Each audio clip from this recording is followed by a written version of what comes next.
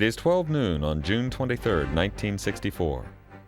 The sky is blue, there is a slight breeze in the air, and the temperature is a stifling 92 degrees. By 12:11, reports of heavy smoke near the intersection of Bancroft and Auburn Street in West Toledo are flooding the alarm office switchboard.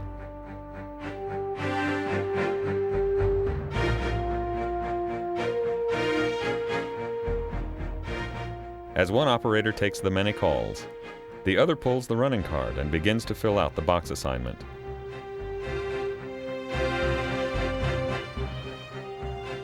Stationed on Monroe Street, Pumper 4 and Ladder 4 are on the box.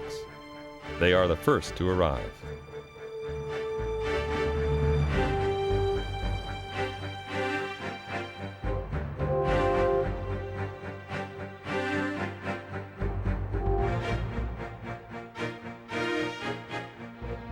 With smoke billowing, Ladder 4 sets up to make an aerial survey of the fire, while Pumper 4 fire lays down the alley from the hydrant. With lines laid and charged, efforts are made by the engine companies to protect the adjoining exposures and to reduce the interior fire spread.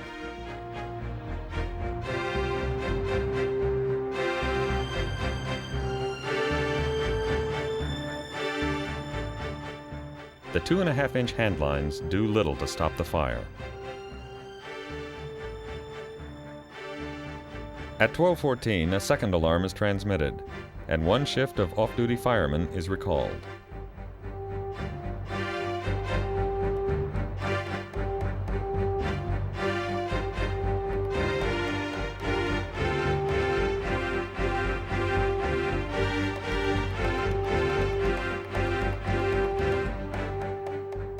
Abandoned for over 3 years, the massive turn-of-the-century building that once housed the old Ensign foundry was now a 2-story tinderbox just waiting to burn.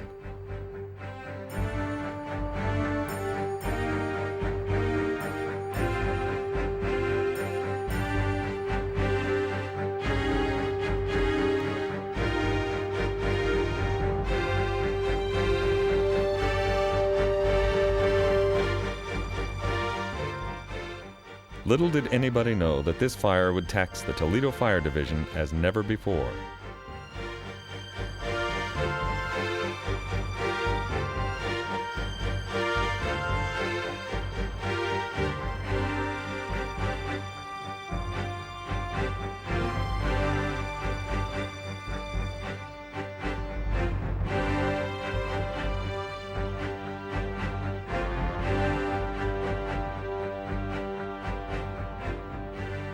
The winds are now gusting at 40 miles an hour, and the fire is looking for its next victim, the 4-story Overmeyer warehouse separated only by the tracks of the New York Central.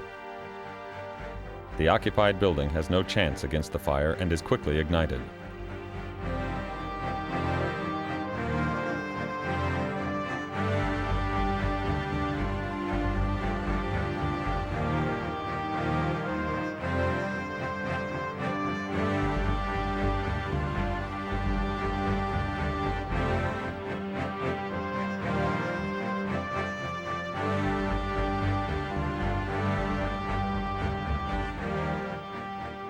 At the time of the call, Toledo had 47 pieces of firefighting equipment in service or in reserve.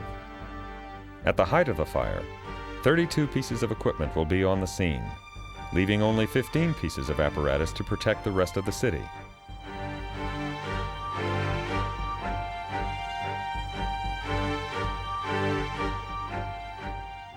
At 1:03, a third alarm is transmitted, and 9 extra engines are special called.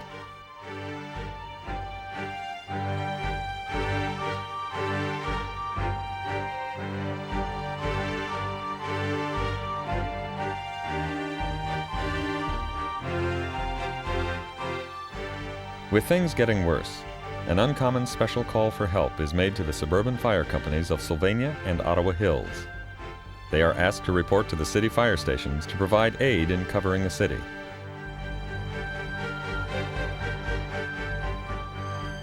For the first time in history, all 4 rescue squads are out of service. and the city water pressure continues to fall.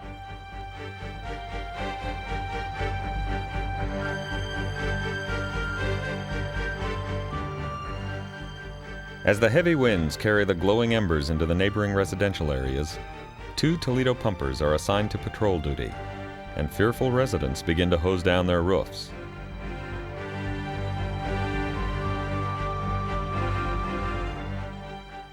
One and a half million gallons of water later, the fire will be out, and 22,650 feet of hose will be on the ground.